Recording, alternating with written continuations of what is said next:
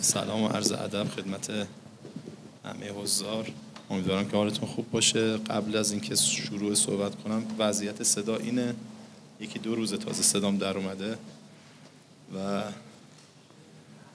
قطعاً دوستان دیگری هستن که هم به موضوع مسلط ترن، هم در واقع باید اینجا حاضر می بودن که بنده به خاطر عدم حضور اونها اینجا هستن، وگرنه قطعاً باید اونها حضور می داشتن. دیگه آقای نوریان، چون قلباً خیلی خودم علاقه‌مندم بهشون و از این طرفی هم روبروی حرم حضرت عباس قسم گرفتن، ترسیدم من واقعیتش، یعنی یه ترسی به وجودم افتاد. ایشون هم نقطه ضعف‌های ما رو میدونه دقیقاً، به خاطر همین در خدمت شما هستم. در حد توانم هر چقدر که ممکن باشه سعی میکنم که بحث رو پیش ببرم. خواهش میکنم که دوستان هم در مباحثات و مناظرات شرکت بکنن، فارغ از مسئله سوال و اینها، انشالله در مناظره ها شرکت بکنن. خب حسن آقای قائدی رو که خدمتشون بودیم و الان هم از ارائهشون استفاده کردیم. آقای دوست عزیزمون آقای فرج آبادی هم که الان من میکروفون رو میدم خدمتشون. خیلی خوب، یه معرفی بفرمایید که در واقع شروع بکنیم جلسه. سلام خدمت همگی، من مرتضی فرج آبادی هستم. حدود 20 سال و تقریبا 24-25 سال تو رسانه دارم فعالیت میکنم. مدیر بخش عکس خبرگزاری دانشجویان بودم تا 3 سال پیش ایسنا و الان هم در خدمت شما هستم. خب چون در واقع در مورد عکس داریم صحبت میکنیم و ژانر عکاسی جنگ خودش یک موضوع خیلی مفصلی است، شاید مثلا اوایلش رو بشه در دهه 50 و 60 میلادی تو جنگ‌های داخلی آمریکا و اینها پیدا کرد و خب طبعاً عکاسای خیلی مطرحی در جهان وجود دارن که به خاطر کلاً فضای عکاسی جنگ خیلی خبره شدن و چهره شدن. خب یه سری سوالا هستش که من از ابتدا میخوام شروع کنم، وارد بحث بشیم. این که در واقع حسن آقای قائدی، در واقع شما زحمتی که دارید در فضای عکاسی جنگ کشید، آیا در واقع میخوام ببینم که اصلا بعدش چیست، یعنی سفارشه یا در واقع دغدغه‌های شخصی و فردی خودتونه که وارد این فضا میکنه، یا اینکه کلا دنبال چه مسئله‌ای میخوام مسئله حسن آقای قائدی رو در فضای عکاسی جنگ دنبال کنیم. چون الان که دارم مرور میکنم خیلی از عکاسایی که در واقع همسن و سالای حضرت عالی هستن، شاید تعدادشون کم باشه که در فضای جنگ کار بکنن. مثلا آقای فرجی رو میشه اسم برد، آقای کلهر رو مثلا تا یه حدودی میشه اسم برد. و خب ژانر در واقع دفاع مقدس ما، عکاسی دفاع مقدس ما، چون موضوع جنگ در واقع یه مقدار متفاوت با جنگ‌های دیگه بود، آدم‌هایی واردش شدن توی سن و سالی شاید مثلا متولدین دهه 40 در واقع یه جورایی وارد اون فضا شدن که خودشون اصلا جنگی رو تجربه نکرده بودن، فضای جنگی رو تجربه نکردن. همون جوری که شما فرمودید خب یه اتفاقاتی در دوران کودکیتون افتاده بود که یه جورایی جنگ رو تجربه کرده بودین و بعد وارد فضای در واقع عکاسی جنگ و ژانر جنگ شدین. خب قطعاً این یه تفاوت‌هایی بین در واقع آدم‌ها ایجاد می‌کنه به لحاظ هنری. همین 2 تا سوالو فعلا صحبت کنیم راجع بهش، در خدمتتون هستم. مجددا سلام عرض می‌کنم خدمتتون. قبل از اینکه به پاسخ این سوالات بپردازیم، یک ابراز خوشحالی بکنیم که افتخار دارم در کنار شما باشم و به ویژه دوست استاد خودم آقای فرج آبادی. ما تو محیط کار و عکاسی هم از عکاسیشون هم از روحیات و اخلاقشون خیلی چیز یاد گرفتم. امروز هم لطف کردم وقت دادن، ممنونم ازشون. بله، من اگر بخوام برای شروع یه جمله رو بگم، این که کنتکوبر یا کنکوبرگ جمله معروفی داره و میگه که شما اگر خواستید یک هنرمند رو نقد کنید، حال حاضرش خیلی کمکتون نمیکنه. باید برای مطالعه دقیق‌تر باید برگردید و دوران زیستش و دوران کودکیش هم در نظر بگیرید. و این جمله خیلی شبیه به همون جمله‌ایه که ما توی مباحث اعتقادی و عرفانی و اینام داریم که هر کسی با رسالتی زاده میشه، یک برای یک هدفی. طبیعتاً اون زمان بی تأثیر نبوده که شاید اصلا مهمترین عامل عکاسی کردن من همین بوده. من اولین تجربیات عکاسیم توی اون فضا رو باید بهتون بگم سال 76 یا 76 بود فکر کنم. اون موقع به این شکل چیزی به نام راهیان نور وجود نداشت. مناطق جنگی بود که فقط و فقط هم شلمچه بود و شلمچه هم این عناصری که الان هست رو نبود. من چقدر دوست داشتم که اون عکسایی که اون موقع گرفتم همراه هم میموند، ولی خب این بحث اجاره نشینی و جابجایی هر ساله من اینا رو دیگه کلاً جمع کردم و کارتون رو نمیدونم تو کجای انبار تو چی گذاشتم و یا نه شاید براتون جالب بود بدونید که شلمچه اون موقع چقدر معنوی تر بود تا الان. خب الان ما راهیان نور هر جایی راه میفته اینه یه سوله میذارن و سفره میندازن و خب این شده کلا راهیان نور ما. ولی اون موقع یه شلمچه‌ای بود که 4 تا سنگ خالی بود که اینجا نقطه‌ای بود که تعدادی مثلا خمپارا خورده بود و فلان اینا و فقط اونجا بود یه جاده خاکی بود که زمستونها هم گل میشد و هر کی هم میخواست بگیره بره باید برگه مجوز تردد در یه جایی میگرفت و اون خانوادگی و فردی که نمیشد بری. همین مثلا بسیج دانشگاه من بسیج فکر کنم اولین بار با اونا رفتم، مینیبوس گرفته بودن و منم هیچ تجربه نداشتم کجا دارم. گفتم منطقه جنگی، من نمی‌دونم منطقه جنگی الان چی جوریه چیه. من اولین بار رفتم اونو دیدم و به نوعی گرفت ما رو و دیگه تمرین‌های عکاسیمون رو ما می‌بردیم اونجا انجام میدن و این زمان می‌برد. یادم خیر مادرم و من همیشه اواخر اسفند و اوایل فروردین هر سال اونجا بودم. یعنی حتی تهران هم که اومدم پا می شدم این ایام کلا برنامه‌ام خالی بود و یادم اولین گزارش تصویری که ما از مناطق جنگی راهیان نور رفتیم اون موقع من فرستادم و خیلی غریب بود، همچین چیزی وجود نداشت. مثلا رو سایتی که اون موقع کار می‌کردم منتشر شده بود.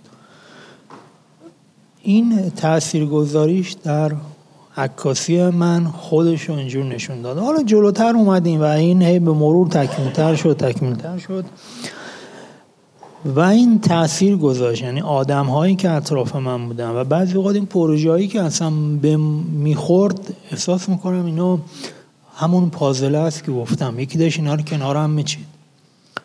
من اون اوایل سریال تلویزیونی شروع کردم عکاسی کردم و این یه بخشش تو مناطق جنگی میگذشت، یعنی تو مناطق بازمانده از جنگ که اون موقع اصلا باز نبود برای اینکه کسایی بره. یعنی ما اون موقع تازه دو کوهه تنگ چذابه اینا مناطقی نبود که آدم بخواد توش بره و اینا بچه‌هایی که اونجا بودن با اون بچه‌های پشت صحنه مثلا بچه‌های تخریب هم بودن و فرماندهانی که دوران جنگ تو این مناطق بودن، چون در مورد یکی از همراهان شهید علی هاشمی بود این سریال و بعد ما رفتیم تو همون مناطق، یعنی منطقه مین عملا جلوی ما داشتن سیمخاردار رو قیچی میکردن، بعد تازه خونسا میکردن، یه معبری با میکردن که این اکیپ بره تو.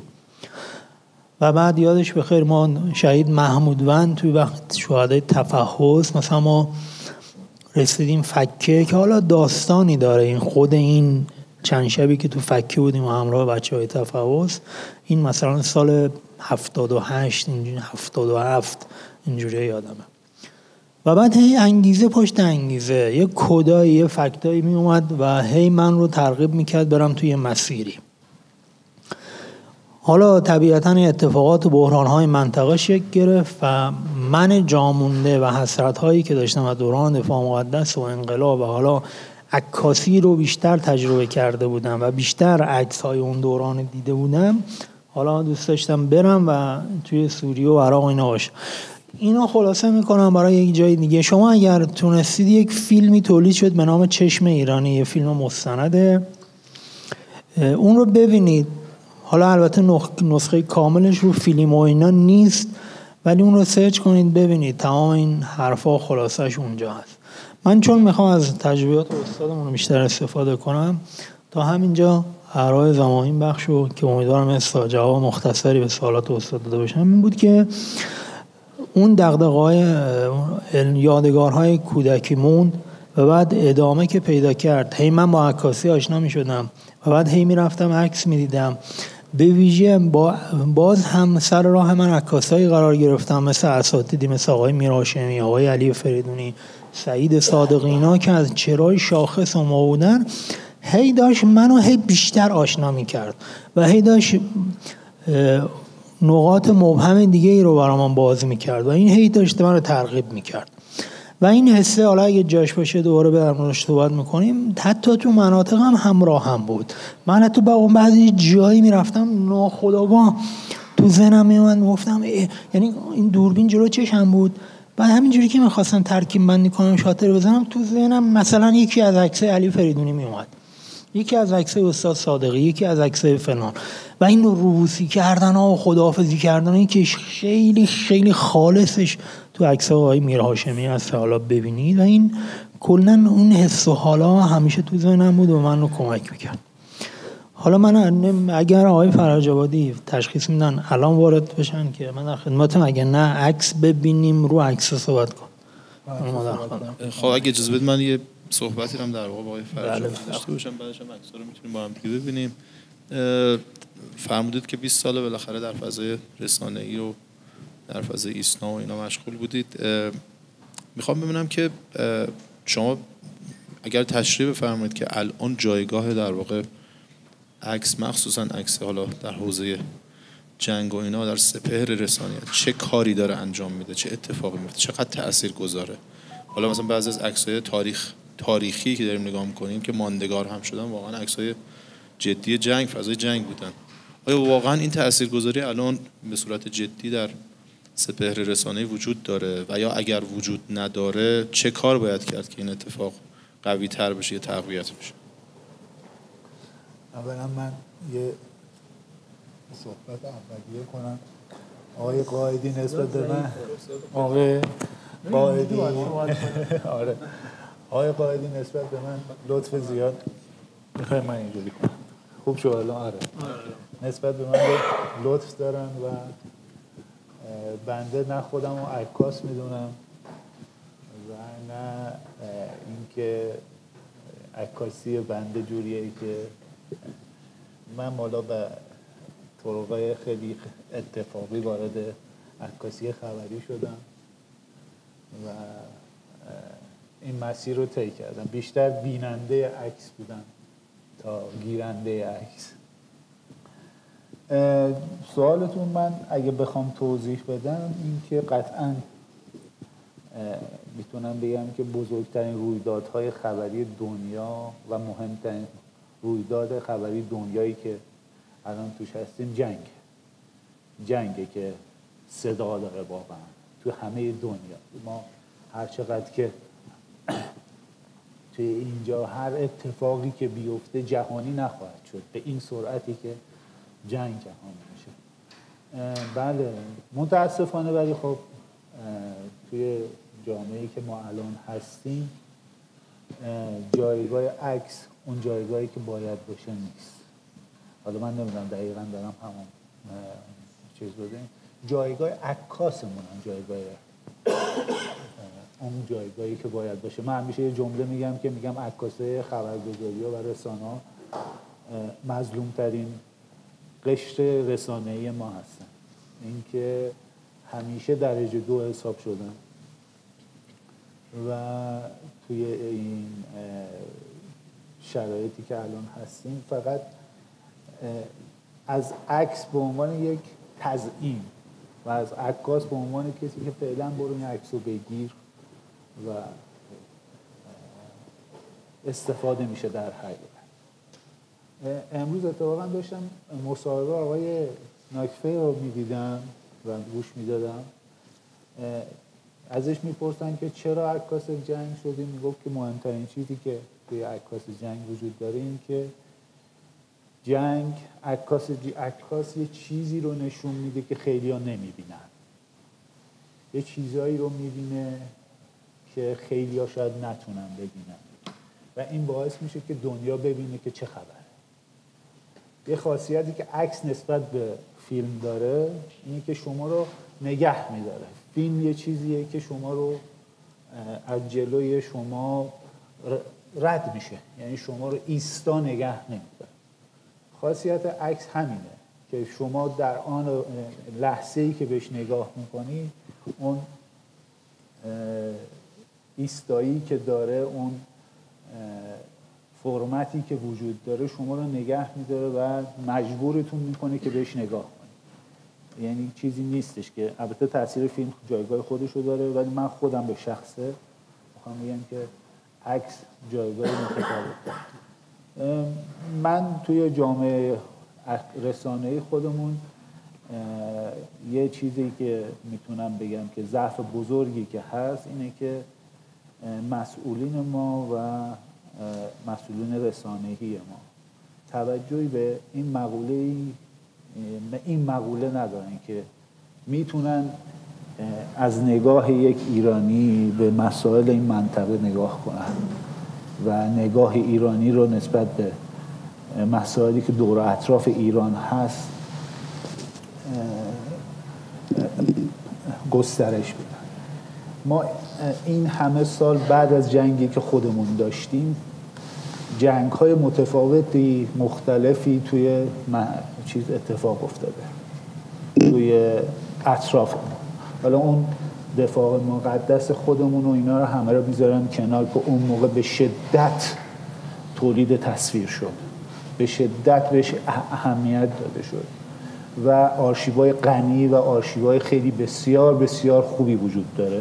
خیلیش هم دیده نشده متاسفانه. یه جایی هست که اجازه نمیدونم اجازه انتشار وجود نداره یا به هر حال به هر دلیلی اجازه نداره.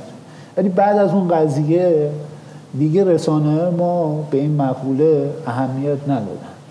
شما چقدر از عکس مثلا جنگ عراق توی رسانه‌های ما از نگاه یک ایرانی عکس دیدین؟ شاید به انگشت شمار نباشن که رفتن و عکاسی کردن. یا مثلا جنگ افغانستان ما اونطوری که باید و شاید تو رسانه‌هایمون، تو رسانه‌هایی که داریم، به این مقوله تولید عکس از یک نگاه ایرانی توجه نکردیم. خواهش دارم که اگر بشه مثلا چند تا مثال بزنید که مثلا بالاخره هنوز، چون در یه دهه‌هایی در امریکا در واقع مسئله در نشریات خیلی اهمیت داشت و حتی مثلا عکاسا بودن که قدرت در واقع نشریات بالا پایین می‌کردن اصلا. حالا از بعد حتی خبری و حتی جنگی دارم عرض می‌کنم.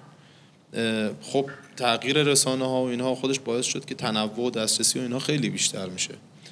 ولی الان میخوام ببینم که آیا مثال‌هایی وجود داره که مثلا بگیم که این خبرگزاری‌ها، این در واقع فضاهای مختلف رسانه‌ای هنوز دارن مانور خیلی جدی روی عکاسی میدن، بیشتر به خاطر اینکه در واقع دوستانی که هستن خب شاید تجربه ما الان 5-4 تا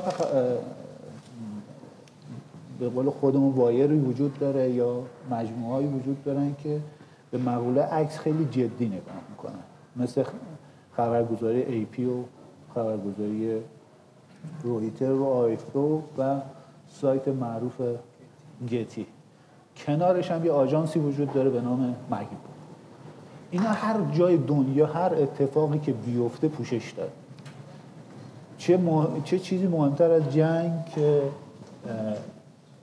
پوششش و انعکاس این مقوله، این رویداد یا هر اسمی که میخوایم روش بذاریم. مهمترین چیزی که من اولم گفتم دیگه، فکر نمی‌کنم رویدادی مثل اتفاقی مثل جنگ صدای جهانی تری داشته باشه. بله ما متاسفانه میگم هنوزم که هنوزه تو تولید عکس از این اصلا کلا پوشش ما فقط رسانه هامون بسنده میکنن به داخل و اون نگاه ایرانی نسبت به اطرافمون مخصوصا حاشیه‌مون به شدت ضعیفه و اهمیت داده نمیشه، چون به خاطر اینکه عکس مجانی وجود داره، عکس با هر کیفیتی که باشه تو رسانه‌های ما کار میشه، براشون مهم نیست چه سیاستی توی عکسشون باشه، توجیهی وجود نداره برای اینکه چرا ما عکاس خودمون رو نفرستیم و از نگاه روزنامه خودمون حتی یا از نگاه یک خبرگزاری به این مقوله نگاه کنیم. ما تنها باری که بچه‌های عکاس تونستن، حالا به غیر از چند نفر از بچه‌هایی که توی حیطه عکاسی جنگ کار میکنن، 2 تا انتخابات تونستن بچه‌های عکاس ایرانی بتونن توی سوریه حضور پیدا کنن. دیگه غیر از اون نتونستن، یا نشده یا نخواستن یا رسانه‌ها دنبال این نبودن که این اتفاق بیفته. میخوام بگم که کلاً تو بخش رسانه‌ها این مقوله خیلی ضعیفه. این ادامه توضیحات استاد اینا یه خلاصه‌شو بخوام عرض کنم، ضمن که تایید میکنم فرمایش ایشونو. ببینید برای اینکه ذهن دوستان باز بشه، ما در دنیای آژانس‌های عکس داریم. اینا اگه بخوام نزدیکترین حالتش رو تشبیه کنم، مثل همین آژانس‌های املاک، آژانس‌های ماشین و اینا، شما یا سفارش میدید بهشون که اگر این ماشین یا این خونه با این ویژگی آمد ما اطلاع بدید، یا نه میرید دنبالش میگردید. اینها هم اینجوری هم، ولی خب سازوکار اونا خیلی پیچیده تره. اونا لازمه در هر نقطه‌ای از دنیا در حد توانشون، که البته یه جایی مثل گیتی یا مگنوم که فرمودن اینا دقیقاً این کار دارن انجام میدن. عکاسای خوبی دارن و اونا رو قبلا انتخاب کردن، شناسایی کردن، حمایتشون کردن. حالا اتفاقی که میفته اینا پوشش میدن و سریعا مخابره میشه و اونا میذارن رو سایتشون. و بعد این سلسله چون حرفه‌ای هست و هم دیگه متصل دیگه، یعنی از قبل فروش این اخبار روز مرتبا رسانه‌های دیگه و خودشون درآمد دارن و همون عکاسی هم که این رو روی سایت داده هم به مرور دارای اعتبار بیشتری میشه، سهم میگیره مرتبا از این فروشی که دارن انجام میدن. توی ایرانی اتفاق نمیفته. چرا؟ چون همه چیز ما با بودجه دولتی انجام میشه. یه مدیر عامل نشسته میگه من مثلا سر ما 5 میلیارد به من میرسه، حقوق بچه‌ها رو اینا رو میدم دیگه. حالا چه لزومی داره من یه عکاس بفرستم مثلا سودان برای من عکس اختصاصی بگیره؟ ولی اون آژانس این کارو میکنه چون اونجا بودجه نمیاد. این کارو میکنه برای اینکه هزینه‌های خودش و اعتبار خودش رو افزایش بده.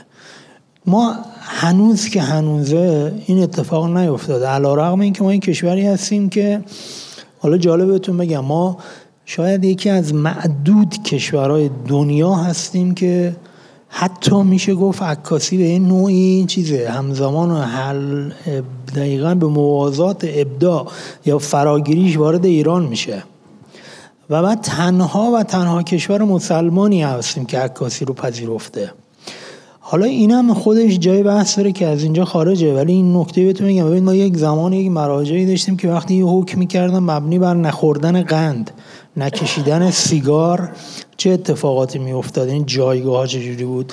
تو همون زمان با همین مراجع عکاسی میاد و اینا هیچ موضعی نمیگیرن و میپذیرن اینو تو ایران. اینم یکی از شاهکارهایی بود. حالا میخوام بگم ما عکاسی رو به این قدمت داشتیم، یعنی با فاصله 3 سال وارد ایران میشه، حالا از طریق احمدشاه قاجار و بعدش هم نوادگان و فرزندانش. ولی همچنانه ما تو این ابتداها موندیم. یعنی ما فکر میکنم الان هیچ جشنواره‌ای ما نداریم که فکر کنم بیشتر از مثلا 15-16 همین دورش باشه. فکر کنم اون فجر اگه اشتباه نکنم که اونم مطمئنا اگه اسم فجر نبود تا الان ادامه پیدا نمی‌کرد، کما اینکه اونم تازه 30 سال بعد از انقلاب شکل میگیره. عکس این جشنواره پیدا میشه که 1 دوره 2 دوره برگزار میشه یا تموم میشه. و الان این چیزی هم که همه ارگان‌ها، نهادها، سازمان‌ها اینا یاد گرفتن، میخوان عکس جمع کنن اسمشو میذارن جشنواره. یه حداقل جایزه میدن، یه 2000 تا عکس جمع میکنن، تو آیین‌نامه هم نوشته برگزار کننده حق استفاده از هر گونه استفاده از این عکس‌ها رو داره. عکاسا هم خب همه حالا متاسفانه خوشبختانه استقبال میکنن و این داره همه چی خودمون و دیگران داریم به این روند حرفه‌ای نشدنه کمک میکنه. خیلی ممنون.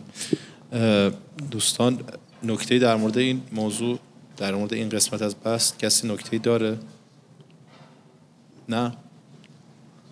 بفهم. سوال اگه میشه تو مباحثه شرکت کنید بهتره تا اینکه سوال بپرسین. میخوام مباحثه شکل بگیره بیشتر تا سوال، چون سوال ممکنه. بفرمایید حالا سوالتون. سوالم این بود که گفتید نگاه ایرانی اهمیتش چیه؟ اون عکاس ایرانیه مثلا از جنگی هست در منطقه چه چیز اضافه تری رو میتونه ببینه که مثلا عکاس خارجی نمیره، متوجه به اینکه طرف درگیرش هم ممکنه ایرانی نباشه. منظورش جهانبینیه یک هنرمند ایرانی چه تفاوتی؟ ببینید من نمیگم که ما چیزی میبینیم فراتر از اون چیزی که اونا میبینن. خب اصولا من به این اعتقاد دارم که یعنی این رویکرد رو دارم که ما نسبت به مسائل منطقه خودمون باید نگاه خودمون رو داشته باشیم. من نمیگم متمایز از اون قضیه رو داریم. اونا سالهاست دارن ببین اصلا تفاوت عکاسی، من میخوام اینو بگم، نمیدونم چقدر عکسای جنگ و انقلاب رو دیدین از نگاه خارجی ها و نگاهی که خود داخلی ها داشتن. اینو اگه بریم مطالعه کنیم، نگاهی که مثلا آقای فریدونی داشته، آقای صادقی داشته، چه میدونم آقای معیدی داشته و کسایی که الان من حضور ذهن ندارم اسمشون بیان، خیلی متفاوت از کسایی دیگه‌ای که از خارج از کشور و رسانه‌های اون طرف اومدن و جنگ ما رو عکاسی کردن. من اصلا با خوب و بدش کار ندارم. اونا نگاهی دارن بر فرض مثال اینکه مثلا ما ایرانی‌ها رو من میخوام بگم روایت یک ایرانی میتونه اون حس ایرانی نسبت به یک جنگ رو برفرض مثلا در ساده ترین من شاید مثلا اینو اضافه کنم در واقع صحبت حضرت علی که خب بالاخره موضوع جنگ ایران در واقع خیلی متفاوت با جنگ‌های دیگه شاید باشه و بالاخره کسی که در اون دنیا زیست کرده باشه یا از اون دنیا تغذیه کرده باشه، یعنی بالاخره هنرمندهایی مثل آقای میرهاشمی، مثل آقای صادقی، آقای فریدونی، خیلی از عکاسایی که در واقع در دفاع مقدس، حتی گلستان که در اون فضا عکاسی کرده، وقتی زیست کردن با اینها زندگی کردن طبعا یک جهانبینی با خودشون میارن در مورد جنگ که خیلی تفاوت داره با جنگ ویتنام. اتفاقا سوالی که میخواستم برم در واقع سراغشون و خواستم دوستان توی این مبحث در واقع ادامه بدن و شرکت کنن، یکی از سوالاتم همین بود که در واقع جنگ هایی که در واقع آمریکا ایجاد کرد، خیلی هاشون در واقع عکاسایی بودن که عکسایی که ازشون استخراج شده نه عکاسایی بودن که در کنار خود ارتش آمریکا بودن و نگاهشون و رویکردشون اتفاقا تیرگی های جنگ بود. میدونید چی میگم؟ یعنی اتفاقایی که مثلا شما تصاویری از جنگ ویتنام میبینید که هنوزم که هنوز در تاریخ در واقع جزء عکسای دردآورن و اونها رو عکاسای خود آمریکا گرفتن، خود ارتش آمریکا گرفتن. یعنی حتی انقدر اون جنگ در واقع سیاهی بوده و غیر انسانی بوده که خود عکاس آمریکایی هم متأثر میشد از اون اتفاق، یا شاید هم متأثر نبوده، در واقع یک صحنه رو ثبت کرده بعدها علیهش استفاده شده. حالا راجع به این می‌خوایم با هم دیگه صحبت بکنیم. یعنی در واقع جهان بینی عکاس آمریکایی در جنگ مثلا ویتنام با جهان بینی عکاس ایرانی که مثلا آقای قائدی که در فضای در واقع دفاع مقدس خودش زیست کرده و عکاس‌های در واقع دفاع مقدس رو دیده، کارهاشون رو دیده، همونطوری که خودشون اشاره کردن که وقتی من یک فریم رو میگرفتم یه ذهنیتی مثلا از عکس سعید صادقی میاد تو ذهنم، یک ذهنیتی از یک فریمی از مثلا فلان استاد میاد تو ذهنم و تاثیرگذار. این خودش یعنی نشون دهنده اینه که بالاخره جهان بینی متفاوت میشه. حالا من سوالی که دارم من یه قبل از اینکه از بحث رد بشیم این نکته عرض کنم. توی ادامه پاسخ به شما من توی صحبتام عرض کردم که عقبه ذهنی عکاس خیلی مهمه. یعنی منی که الان هستم خوب یا بد با هر درجه کیفی اون عکسی میگیرم خیلی بستگی داره به گذشته من. و نکته یا عبارتی که ایشون استفاده کردن زیست عکاسه و من در مورد ونکوور هم همین رو عرض کردم خدمتتون. این خیلی مهمه که ما چه چیزی رو داشتیم و تجربه کردیم و با چه فرهنگی بزرگ شدیم الان می‌خوایم بریم اون رو بگیم. مشخصا شما اگر برگردید به عکسای دوران دفاع مقدس و اون عکاسایی رو عکساشون رو ببینید که حرفه‌ای نبودن، یک کسایی مثل مثلا آقای علی، حالا علی فریدونی باز هم نسبت به بقیه تجربهش بیشتر بود، یه عکسایی مثل آقای مثلا حیدری، یه عکسایی مثل آقای مؤیدی، عکسایی مثل آقای مثلا اسمش یادم رفت فرجی. اونا رو اگه ببینید اینها آدمایی بودن که حرفه‌ای نبودن بلکه عکاسی رو در همون دوران شروع میکنن و در همون دوران یاد میگیرن. یعنی یک فکر دست نخورده، بکر که هیچ آلودگی نداره و قشنگ میاد همون صداقت ها، همون مهربانی ها، همون انعطاف ها رو ثبت میکنه. شما وقتی عکس جنگ و عکس دفاع مقدس از این تیپ افراد رو میبینید، شما در نگاه اولتون سلاح رو متوجه نمیشید. یعنی این آدما تیپاشون، شکل و شمایلشون خیلی متفاوته که یه مقدار در گذر زمان هم مربوط میشه، یه مقدار دیگه من عکاس ممکنه اون رو پیدا نکنم. خاطر اینکه ما الان تحت تاثیر دوریای مدرنیم، تمام اخبارهای بصری که میاد و لحظه به لحظه چشم ما داره میبینه، این دکورها، این طراحی‌ها، این آدم‌ها، این قاب‌هایی که تلویزیون و سینما داریم می‌بینیم، اینا متأثر از این دنیای معاصره. اون آدم‌ها هم که توی عکسامون هستن همینجوریه دیگه، اونا هم فرق کردن دیگه، نمیتونیم اونا باشه. لذا اینها با توجه به گذشته زمان خیلی اهمیت پیدا می‌کنه. اگر ما اون عکسای دفاع مقدس رو نداشتیم، الان در مورد اونها نمیتونستیم صحبت کنیم و اون تجزیه و تحلیل کنیم. و حالا این چیزی که ما عکاسی داریم، این استفاده سطحی از اوناست. خیلی کارهای ویژه‌تر در مورد اونها شکل میگیره. شما مثلا یک عکاسی پیدا میشه، یک گردان، یک گروهان موتور سوارن، مثلا این خودش مبدأ میشه برای اینکه تحقیق کردن که آقا اینا چی هن؟ اینا کی هن؟ بعد برسن به یه گروه 40 شاهدی که اونجا بوده و بعد در مورد این فیلم ساخته بشه. اینا استفاده های خیلی عمیق‌تری میشه براشون کرد. و ما فرمایش های آقای فرج‌آبادی خیلی درسته، این اتفاقات منطقه رو به راحتی از دست میدیم. حالا جالب اینا بهتون بگم چه کسانی کمک، نمیگم مانع میشن، چه کسانی کمک نمیکنن که اینا رو ثبت کنیم؟ همون هایی هستن که در دوران دفاع مقدس کمک کردن اون عکس ثبت بشه. یعنی این رو ما الان چون ازش گذشتیم برامون عادیه، ولی به این فکر کنید مثلا یک حسن باقری نامی به عنوان عکاس میره جبهه، کسی هم نمیگه، جغله 18 ساله به قول خودشون، و یا مثلا آقای ایکس و ایگرت به عنوان خبرنگار میرن جبهه.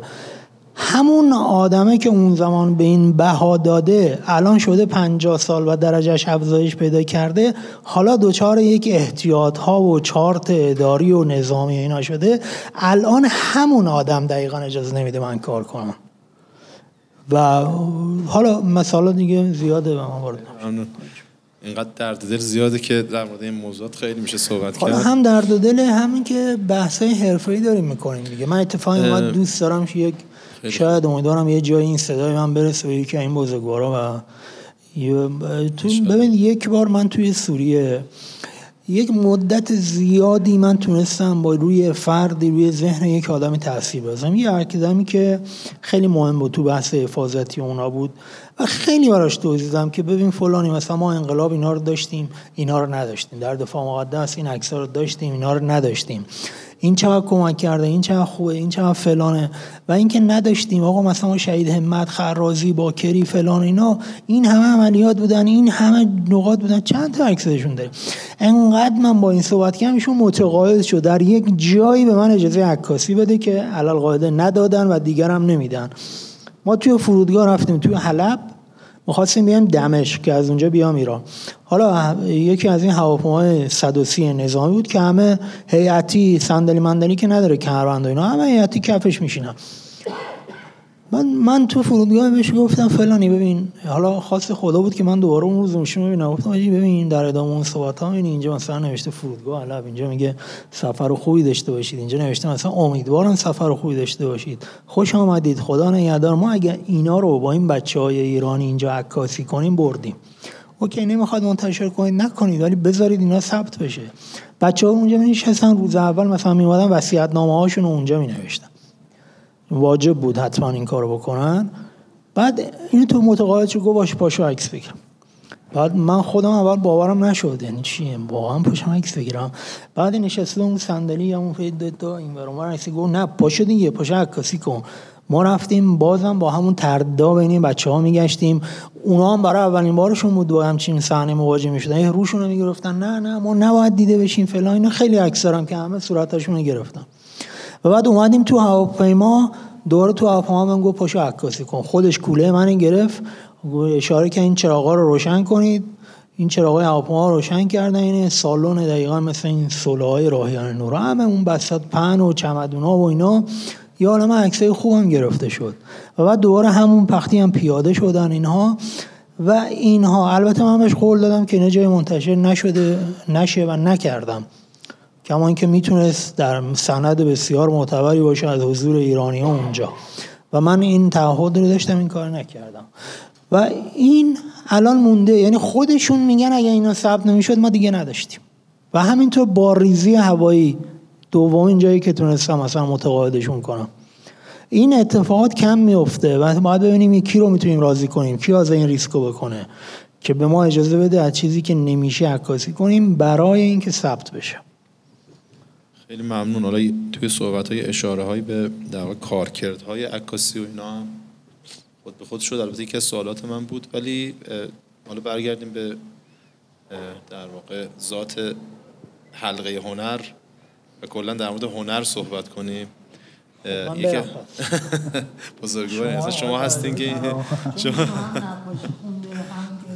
بزرگواری. اتفاقا من اون موضوعات هم میتونه باشه موضوع بس، ولی کاملا بحث عکاسی مخصوصا در ایته جنگه که بالاخره این مرز کی هنر میشه این عکس. یعنی هنر هست اصلا؟ آیا مرزی بین هنر و ژورنالیست اصلا وجود داره؟ آقای فرج‌آبادی شما توضیح بدین. و اینکه اصلا آیا اصلا میتونیم اطلاق کنیم به عنوان هنر؟ چرا میتونیم اطلاق کنیم؟ یعنی کجاست که نزدیک میشه به فضای هنر؟ نه صرفا هنر برای هنر، نه اصلا کلا به عنوانی که اگر مثلا فرضاً این هنر رو در واقع در جاهایی که یه مقداری فارغ از فضای ژورنالیستی هست ارائه بدیم به عنوان یک هنر ازمون بپذیرن. یا اینکه در واقع حالا مبحث بعدی که میخوام لابلای صحبت‌ها بهش اشاره بکنید، این که خب ما در طول تاریخ جنگ عکسایی داشتیم که تبدیل شدن به مدیاهای دیگه هنری، یعنی خودشون الهام بخش در واقع آثار هنری جدی‌تر بودن. اونا چه اتفاقی میفته براشون که اینجوری انتخاب میشن؟ تعدادشون هم شاید خیلی زیاد نباشه، مثلا در واقع مثلا الهام بخش خیلی از نقاشا بودن، الهام بخش خیلی از در واقع کارگردان ها بودن و قص الهازا. میخوام راجع به این یه ذره صحبت کنیم. ببینید ببخشید فرجان، این عکسای سیاه‌سفید قبلی که دید سوریه بود، این رنگی عراقه.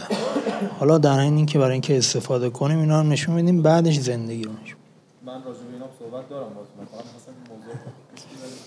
قطعا من میگم هر چیزی که احساس یک فرد رو درگیر میکنه و شما رو وادار به فکر میکنه جزء هنر حساب میشه. و من اصلا اعتقاد ندارم که عکس ژورنالیستی هنر نیست. اتفاقا یه مبحثی چند وقت پیش کما اینکه الان گالری‌های دنیا دارن استقبال میکنن. بله، اینکه گالری‌های دنیا دارن از عکسای خبری به عنوان یک اثر هنری یا یک ژانر هنری بهش میگن. حالا چند سال پیش مبحثی شکل گرفته بود توی جامعه عکاسی که ما یک حالا زیر مجموعه عکاسی مطبوعاتی ژورنالیستی عکاسی مستند وجود داره که عکاسی مستند هنری.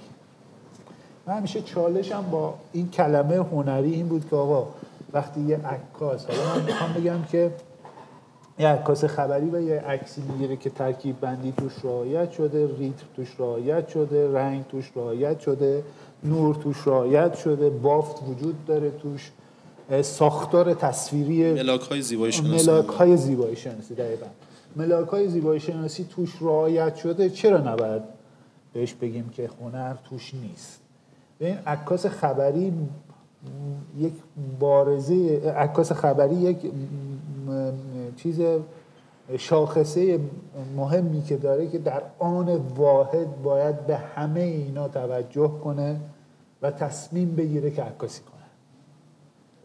من ببخشید بین حرفتون میام، واقعیتش اینه که خب اگر مجموعه یک کار عکاس رو ببینیم، مثلا 20 تا عکس ازش ببینیم، شاید نصفش کاملا ملاک زیبایی شناسانه نداشته باشه، روی کرده شاید مثلا مستند داشته باشه، ارائه اطلاعات داشته باشه، به قول حسن آقا که بعضی جا اصلا برای ثبت خاطراته، برای ثبت یک اتفاقه. خب به نظرم شاید مثلا اینجاها دیگه میشه تفکیک کرد، یعنی اون اتفاق هنری رو با اتفاق ژورنالیستی میشه تفکیک کرد. هر تابلو هنری، تابلو نقاشی هم نمیشه گفت اثر هنری، اونم ملاک‌های زیباشناسی رو باید داشته باشه. متوجه یک اثر هنری، یک نقاشی بازاری وجود داره، یک نقاشی هنری وجود داره. میخوام بگم تو مقوله هنر این چیزی که شما میگین هست، واقعا نمیشه همه هر چیزی رو بهش بگیم، ولی تو عکاسی میخوام بگم کسایی که این نگاه زیباشناسانه رو وارد عکاسی خبری میکنن به نظر من وجود داره. پس اصلا کسی موفقه که این نگاه زیباشناسه رو بتونه وارد کنه، ولی یک عکس مثل همه که الان دارن عکس میگیرن عکاسی نمیکنن. به این فرق بین عکاسی کردن و عکس گرفتن همینه دیگه. من مرتضی فرج‌آبادی با موبایلم دارم عکس میگیرم، آقای قائدی با موبایلش داره عکاسی میکنه، خیلی فرق میکنه. الان عکاسی کردن از همه ژانرهای هنری، نقاشی، چه میدونم فیلم برداری، چه میدونم مجسمه سازی، گرافیک، هر چی که میگی راحت‌تر و تولیدش انبوهه. یعنی هر کسی دیگه الان داره عکس میگیره، پس نمیشه بهش بگی عکس هنری.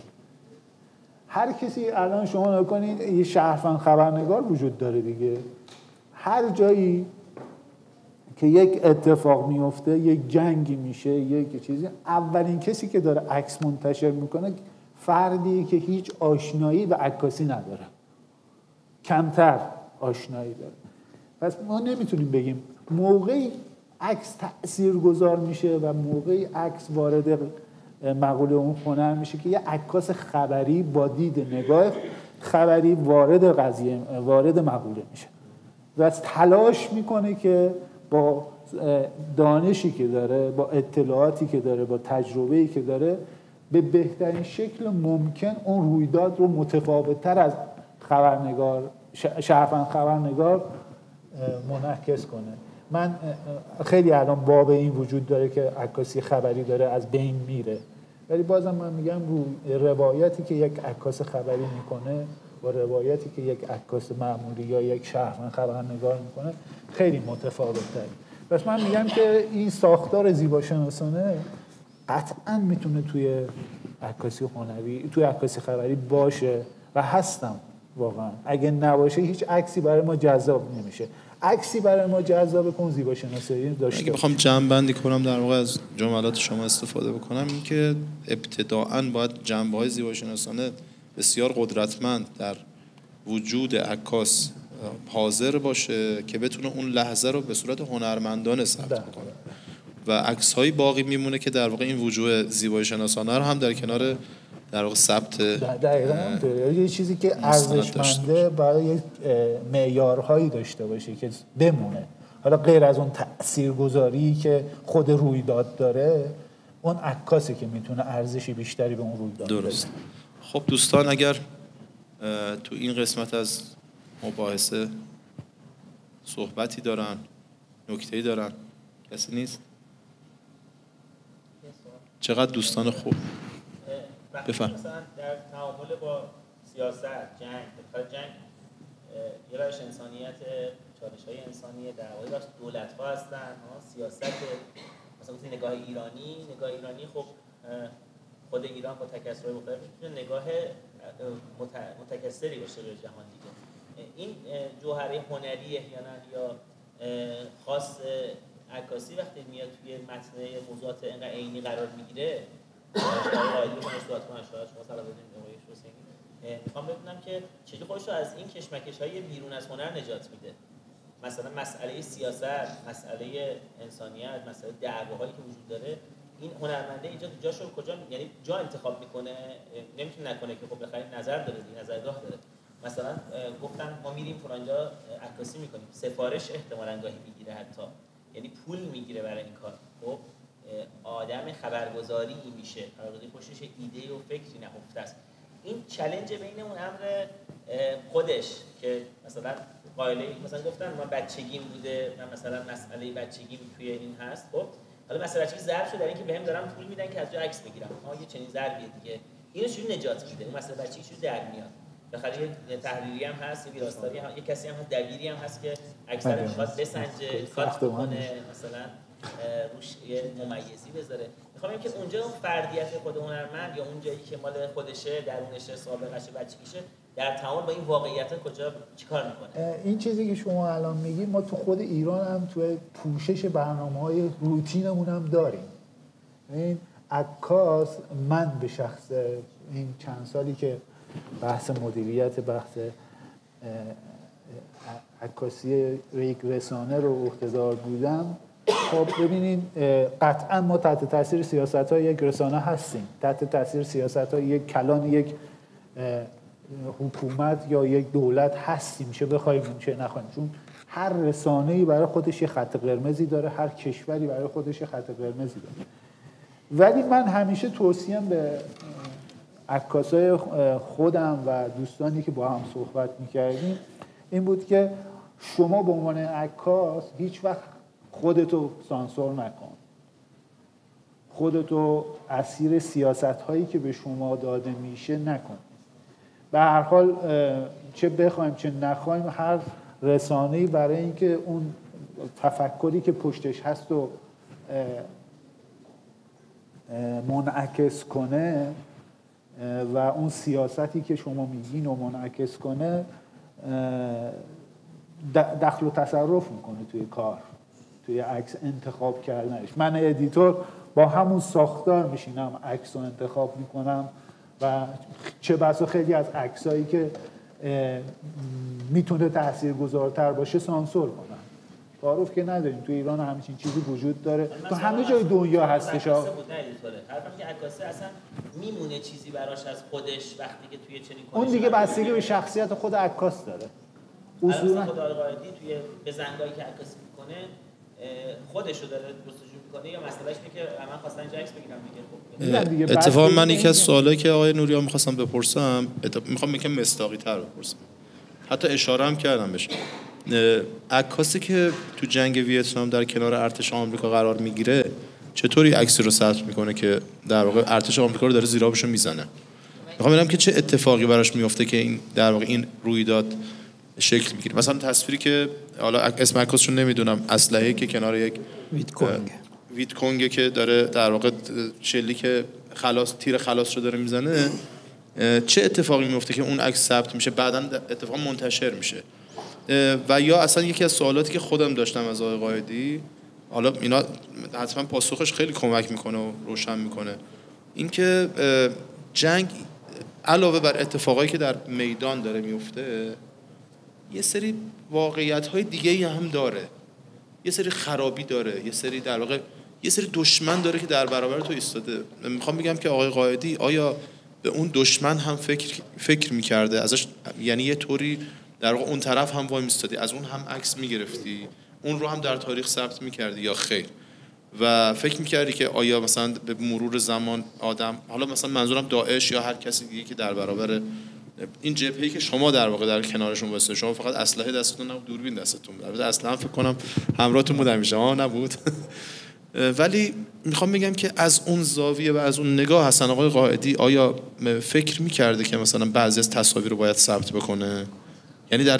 یعنی یه جوری اونها رو هم شکار کنه. میدونید چی میگم؟ که زشتی اون اتفاق رو هم به رخ بکشه. من میخوام بگم که جنگ چهره‌هایی داره، بعضی وقتا چهره‌های خوبی نیست. یعنی در واقع ما البته میگم به خاطر جهانبینی که خودم فکر میکنم در شاید مثلا اون جنگ دفاع مقدس داشتیم و اینا و اون تاثیرگذار بوده به مرور زمان، یه جهانبینی در واقع قدسی نسبت به جنگ داریم و میایم این طرف وای میستیم. یعنی تو فضایی وای میستیم که فکر میکنیم که این جبهه حقه، باید از اینا عکاسی بکنیم، همراه اینا باشیم. ولی اون زشتی ها رو دیگه شاید مثلا خیلی بروز من فکر میکنم شما عکاسی کردید ولی بروز شاید پیدا نکرد. حتی مثلا توی مجموعه‌ای هم که انتخاب شده بود من نگاه کردم دیدم مثلا از اون فکر کنم یه مورد بود که یه داعشی افتاده بود رو زمین، در واقع یه خونی ازش رفته بود، فکر کنم کشته شده بود و اینها، و اتفاقات دیگه‌ای که در واقع مثلا الان تو غزه و فلسطین داره چه اتفاقی میفته. یه سری اتفاقات مثلا شاید خیلی تلخه، خیلی مثلا به قول معروف به لحاظ ظاهری تلخ ولی تاثیرگذاره. نمیدونم منظورم در واقع منتقل کردم یا خیر. فکر می‌کنم البته آقای فرج آبادی جنس صحبت آقای نوریان شاید اینطوری باشه، یعنی مثلا یه جایی انگار مثلا سفارشی شده، یه جایی مثلا سیاسی شده. ببینید عکاسی موفقه که قضاوتش رو بذاره کنار، باید بذاره تا اونجایی که میتونه. تنها جایی که به هر حال عکاسی موفقه که تا اونجایی که میتونه قضاوتش رو بذاره کنار. یعنی من خودم به شخصه با همه صحبتایی که با دوستانم همیشه میکنم همینه، ما قضاوتمون و بی‌طرفیمون رو تا اونجایی که میتونیم بعد کم کنیم. یعنی ما به عنوان یک انسان وارد یک من الان داریم بحث جنگ رو میکنم، به عنوان یک انسان که هر چیزی که هست چه خوب چه بد، وظیفه من عکاس اینه که اینو ثبت کنم.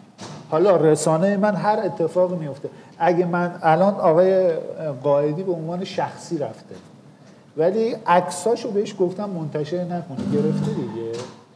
خب من میگم عکاس موفق باید اینه، یعنی عکاس یه فوتوژورنالیست یا عکاس مطبوعاتی وظیفه‌شه که وظیفه یعنی به عنوان یک انگار مثلا یه پروتکلی که برای خودش داشته باشه، یک نمیدونم چه اسمی دقیقی براش بزنم، این که آقا شما به عنوان عکاس خبری وظیفته که واقعیت رو ثبت کنی، حالا به بهترین شکل ممکن. بله ما هیچ وقت کل واقعیت رو توی فریم نمیتونیم. مثلا یه آوینی داره که بعضن بچه موفق میدوننش دقیقاً برخلاف این نیست، یعنی زیادی با صحنه یکی میشه که اتفاقاً خیلی موضعش قطعیه و خیلی به دل میشینه برای عده، چون احساس می‌کنن که چه جالب، انگار ادامه اون روایته. اتفاقاً دارم همین بحث می‌کنم، میگم وقتی که من سفارش میگیرم انگار خودمو مجبورم بذارم کنار، وقتی بذارم کنار یه وجوهی از هنری بودن رو شاید از دست میدم. نه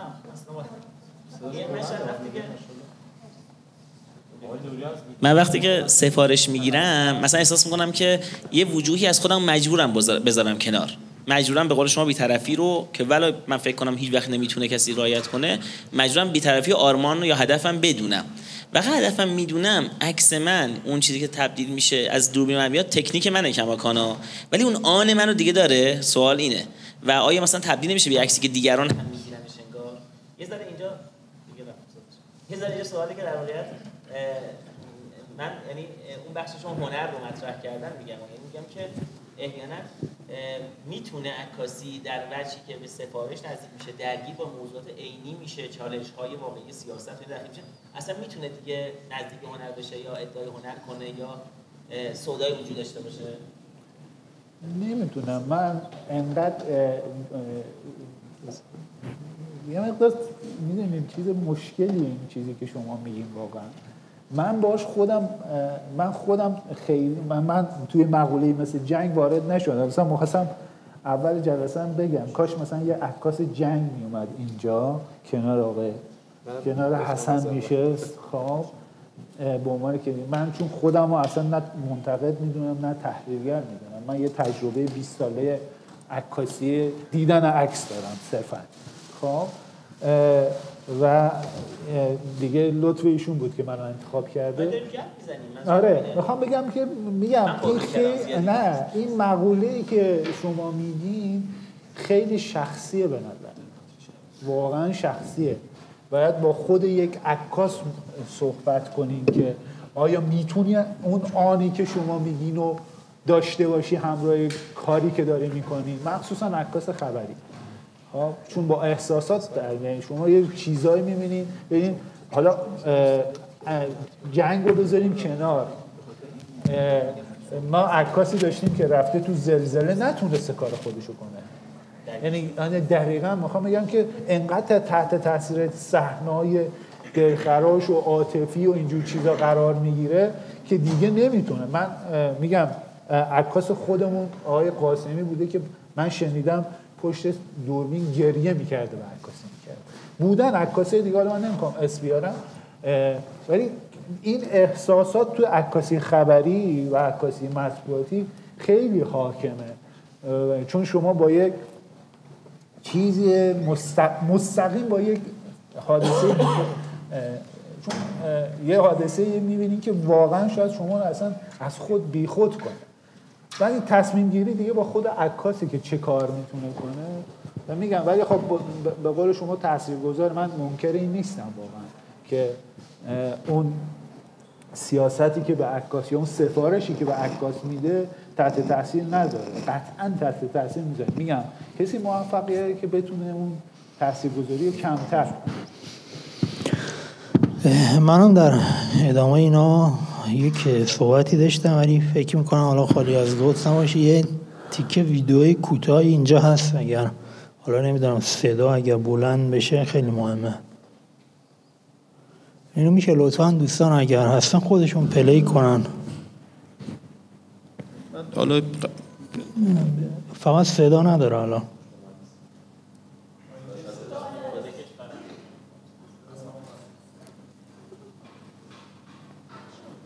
میخواید استوب کنید پس.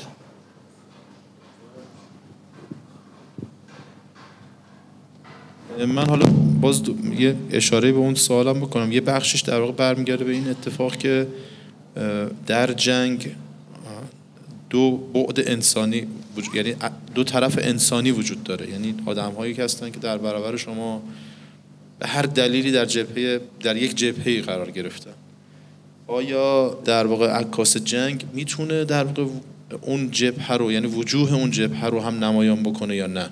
یا اصلا به مثابه انسان میتونه به اونا نگاه کنه؟ چون من مثال دارم، مثالای تصویری دارم که میتونم اشاره کنم بهشون و اینا. میگم الان شاید یکاش تصویر بود که راجبش بیشتر میتونستیم صحبت کنیم. میخوام بگم که حالا در واقع اگر یک عکاس خودش در بستر جنگ قرار میگیره، در واقع خودخواسته این کار رو انجام میده، نگاهش نگاه متفاوتی میشه؟ یا منظورم ببین یه آدمی خودخواسته میخواد در یه فضای جنگی شرکت، یهو مثلا یک جنگ لبنان اتفاق میفته، بلند میشه میره عکاسی میکنه بدون که هیچ سفارشی داشته باشه. یه وقتی هم هست بعد سفارشی داره. میدونی چی میگم؟ یعنی مثلا میگه که از ایسنا من یه خبرنگار میفرستم تو برو عکاسی کن، رویکرد سیاسی منم اینطوری باید عکاسی کنی. میخوام بگم که در واقع کدوم قضیه شاید اولاتر باشه، جدیتر باشه، مهمتر باشه؟ بخشید من چون میخواستم در مورد یه نکته صحبت کنم نگذره ازش. در مورد ویتنام شما یک نکته رو گفتید، من یه ابراز گلم بکنم از دوستان. ما هر چیزی میخوایم جذابیت داشته با موقع پخش کنیم معمولا نمیشه. یعنی اون چیزی که قرار بود به موقع دیده بشه الان شما دیدید ولی بدون صدا نصفه. حالا میگم ما چون حالا زیاد از 22 بهمن نگذشتیم، دارم میگم ما بعد انقلاب همه مسائلمون حل شده. این سیستم صوتی لعنتی همه جا بوق میزنه، گیر داره. در الان دیگه اون اتفاقات ویتنام و غیره نخواهد افتاد. یک زمانهایی شاید به این نتایج نرسیده بودن یا بنا به اون سازمانهایی که وجود داشت، چارت سازمان بندی که داشت، این اتفاقات میافتاد. حتی در ویتنام جمله معروفی هست که رئیس جمهورشون میگه ما قبل اینکه به ویتنام ببازیم جنگ رو به رسانه‌های خودمون باختیم و به ویژه اون عکس اعدام بیت کوین و اون دختر بچه‌ای که خیلی برهنه داره میدوه بمب به ناپالم خورد و اینا، این دوتا خیلی معروف شده موقع. حالا این داستاناشو بگذاریم دیگه، الان این اتفاق نمیفته، سال هاست شدیداً خبر کنترل میشه. اینجوری نیست که فکر کنیم اونا همه در بهشت برینن آزادن و هر کاری میخوان بکنن و اینجا ما این اتفاقات نه. در ایران اگر بگید بیشتره، بله من قبول میکنم، چون ما اینجا بجز مسائل سیاسی و این چیزای رایج و اینا مسائل اعتقادی هم بهش اضافه میشه. ولی حالا از این بگذریم. فکر میکنم سال 1992 یا 90 بود که جنگ نفت، اون حمله اولیه متفقین به عراق اتفاق افتاد. امتیاز رسانه این جنگ رو دادن به BBC آمریکایی. حالا هر کی این BBC باید تشخیص میداد کی میتونه بره کی نمیتونه بره، کی مجوز میده به کی نمیده. بعد اجازه نداد هر چیزی رو منتشر کنه. حتی از اون زمان ما عکس و فیلم‌های بسیار کمی هست. من یادمه تو زمان این رو یادمه، خدا رحمتش کنه، استاد بهمن جلالی اون موقع این رو به من میگفت، یعنی تو کلاس میگفت اون زمان در حین جنگ 5-6 تا عکس بیشتر منتشر نشد کلا. و یکیش یه عکس معروفی هست که اتفاقا خیلی هم جوایز متعددی گرفت، یک سیاه‌پوستیه که یک مثلا یک زخمی آمریکایی رو تو گلوشول داره توی جوب یا کانال میکشه بیرون و آقای جلالی میگفت که این رو به دلیل اینکه این سیاهه داره به این سفید پوست کمک میکنه و مثالای دیگه هم میزد برامون. یک تمهیدات رسانه اینجوری هست. حالا یکیش برای خود من اتفاق افتاد. ببین در عراق همین عکسای رنگی که شما دیدید، این رو یه بنده خدایی روی اون موقع حالا یه عکس داشتم فیسبوک، من گفت اگه میشه چند تا عکس دیگه ببینم، کنجکاو شدم. اینا خانم ایکس که از ادیتورهای معروف تو نیویورک بود. بعد گفتم باشه اجازه بدید من بپرسم، مشکلی نیست. من 10-12 تا انتخاب کردم و فرستادم. یک هفته بعد ایمیلی به من داد که خیلی جالب بود. حالا به علاوه اون تعریفایی که کرده بود و چقدر عکاس اینجا مسلطه، ترکیب بندی ها خوبه، اینجا جنگ واقعی و اینا بگذاریم، اما یه نکته‌ای توش اشاره کرد. میگفت ما نمیتونیم با تمام قدرتی که این عکس داره نمیتونیم اینا رو منتشر کنیم، چون اون چیزی که به ما میگن و ما هم از ما میخوان که مخاطبمون بگیم اینه که در عراق هر پیروزی بر علیه داعش به دست میاد حاصل تفکر و تحرک آمریکاست. و اونا یادمه گفته بود که به ما میگن جوانهای عراقی بی‌کفایت و بی‌خیالن. میگو شما تو عکساتون، همین عکسایی که الان دیدیم، یه چیز دیگه ای نشون دادید. اینجا اولا که آمریکایی نیست، بعد دوما که اینا یه اسلحه کلاش و بعضیشون سنای خیلی پایین تا پای جان دارن مقاومت میکنن، انتهای مجموعتون هم میرسه به پیروزی. میگو ما این نمیتونیم منتشر کنیم با تمام اتفاقات خوب. حتی آقای نکوه یا نشوهی که ایشون اسپردن، مثلا 2 تا از عکسای همین عراق من تو پیج خودش منتشر کرد، ولی این پیج شخصی که بلافاصله سریع هم حذف کرد، بعد از مثلا یه هفته حذف کرد. ولی خب نمیتونن تو رسانه هاشون چیز دیگه ای بگن. این اتفاق ضرب در 1000 کنید. یعنی من مثالای زیادی برای خودم پیش اومده. مثلا یادمه من یک مکه بودم یک زمانی، اون زمانی که اولین بار اومدن مسیر حضور زوار یا حجاج ایرانی رو اون 4 مقبره بقی رو مسدود کردن، من همون موقع اونجا بودم، عکس گرفتم. بعد به یکی از دوستانی که دبیر عکس بود برای یکی از رسانه‌های معروفی که استاد اسپردن، من موقعش گفتم من این صحنه عکس دارم، یعنی موج تظاهرات و اینا به خاطر این راه افتاده بود. گفت بذار ببینم. بعد جواب داد که نه، میگن ما لازم نداریم، در صورتی که این اتفاق خیلی روز بود، خیلی جا اعتراض کردن، راهپیمایی راه افتاده. و در سوریه هم یک بار برای من این اتفاق افتاد. اونها همین محدودیت‌ها رو دارن. امروز رسانه اگر کسی بگه وظیفش نمیدونم چشم سوم و نمیدونم این نماینده فرد غایبه، من میگم تو چرت و پرت نگو. رسانه یعنی یک کانالی در اختیار سیاستمدارا و ارباب دنیا برای اینکه هر موجی دلشون میخواد ایجاد کنن و هر کسی رو هم که دلشون میخواد دوره این موج بگیرن. فرقی هم نمیکنه، چه آمریکا، چه بورکینافاسو، چه سوریه، چه ایران. رسانه الان ماهیتش این شده، هیچ رسانه‌ای واقعا صادقی وجود نداره، همه یک موضع سیاسی جدی دارن پشت سرشون. اسپانسر، کسی که حمایت میکنه توقعی داره، کارفرماست، میگه من به تو کمک میکنم برای اینکه اینو بگی. حالا در ایران این قضیه پررنگ‌تره، چون همه چیز دولتیه. رسانه بعد خبر بخش خصوصی واگذار نشده. چون نمیتونی یه جایی آژانس مثلا عکس یا خبر خصوصی بزنی بعد هر جوری هم دلت میخواد منتشر کنی. تو ایران این قضیه پررنگ‌تره، ولی همه جا این هست با کم و زیادش. این نکته بود. متشکرم. این تصویر آماده شد یا نشد؟ ببینیمش دوستان صداش مشکل داره. بدون صدا راضی نمیشید؟ ما چیز میکنیم، ما در ذهنمون مجازی سازی میکنیم. یکم میکروفونا رو میتونیم بزنیم جلوی لپتاپتون. حالا خارج از بحث نیست، بالاخره شرایط جنگی دیگه اینجا. که بحث کسی میخواد شرکت بکنه صحبت داریم؟ دوستانی که خیلی دورن میشناسمتون ها، سایه‌هاش من میشناسم، من حالا اسم اون وسطی‌ها رو نمیارم، ولی همش خندید، همش. من یه چیزی بگم، تو عکاسی خبری بعد هنری بچه دومو داره. میخوام اینو بگم، اینکه بعد هنر یا اون زیبایی شناسی کمک کننده است، یعنی مکمله. یعنی وظیفه عکاس اول ثبت اون واقعه و رویداده، یعنی پیام رسانیه، مستند نگاریه، تا اینکه ما مقوله‌ای به نام زیباشناسی واردش کنیم.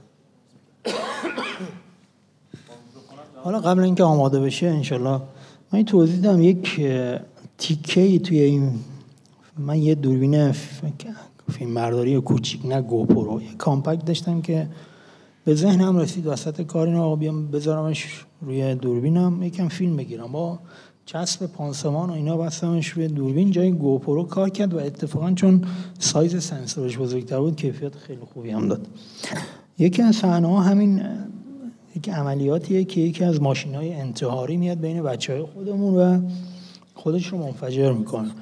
و حالا یه تنها شانسی که آوردیم این ماشین وقتی به خاکریز میزنه و خاکریز عبور میکنه، یه مثلا 50 متر میره پشت سر ما، از ما فاصله میگیره و اونجا خودش رو منفجر میکنه. یعنی تعداد تلفات خیلی بیشتر از این میشد.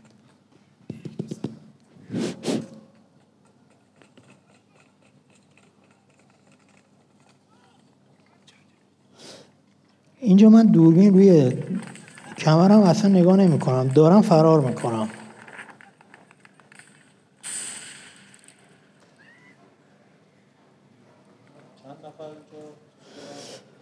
این صحنه رو دقیقا نمیدونم، ولی اون روزی بود که ما شهید زیاد دادیم، 43 تا شهید دادیم و یک مقطعی از عملیات بود که اینا ما رفتیم جلو و توی کمین، این عراقه، توی منطقه حلبچه است و رفتیم توی کمین گیر کردیم و اونا مسلط شدن و میزدن دیگه.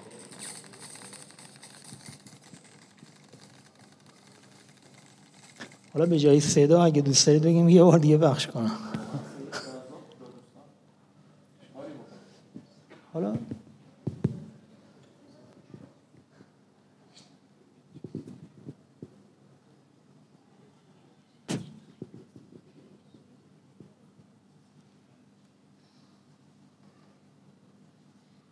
این بزرگواری هم که اینجا می‌بینید اصل دستشه، این یکی از تک‌تیراندازای ایرانیه و خیلی هم تلفات گرفته بود و اون داعشی هم تشنه بودن به این که اینو پیداش کنن و روی سلاحی هم مسلط بود که یه سلاح ویژه بود که اشتایر اصطلاحاً بهش میگن، که برد خیلی زیادی داره و این دقت خیلی زیادی هم میطلبه، چون حالا 1 میلیمتر اینور جابجا بشه توی 3 کیلومتر دیگه تقریبا منحرف شده و این خیلی مسلط به اون سلاح.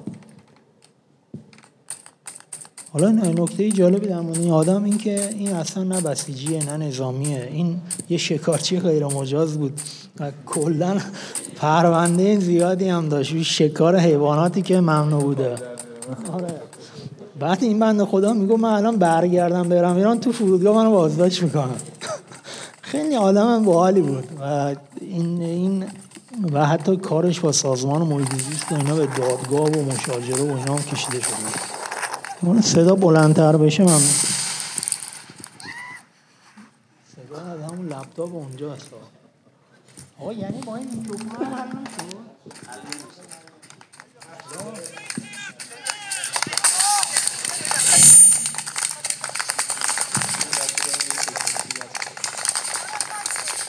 حالا یه بار دیگه لطفاً چند بار کوتاه بشنویم وقت میکنه. این رو می‌بینید که درگیری خیلی زیاد بود و این ماشین‌های انتحاری می‌اومدن می‌زنن به خاکیست که عبور کنن و یکیش تونست عبور کنن.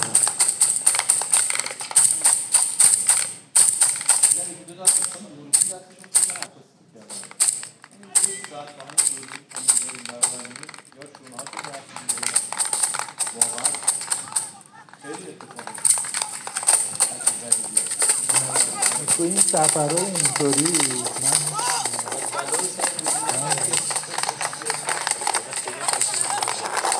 میگم پشتر تو این شرایط قرار نگیری، تو این موقعیت قرار نگیری مثل قدم که بزین بکی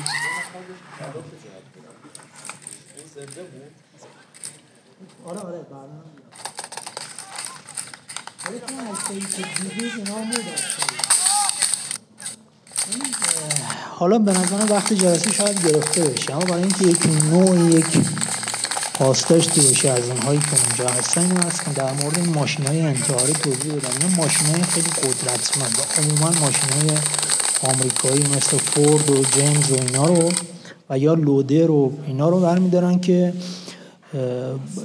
دور تا دورش رو مثلا فرض کنید یه ورق فلزی 2 سانتی میکشن دور تا دورش، بعد دوباره یه ورق دیگه هم روی اون ولی به فاصله مثلا 10-15 سانت که بین این ورق 2 سانتی خالیه، بعد توی اینو پر بتون و آهن و نمیدونم یه سری حلولهای تیکه پاره کن توش میریزن. این وقتی منفجر میشه، حالا قطعات ماشین که فلزی همش ترکیب میشه، این قلب سنگایی که این تو بتون جدا میشه، همه اینا میاد. یعنی آره، یعنی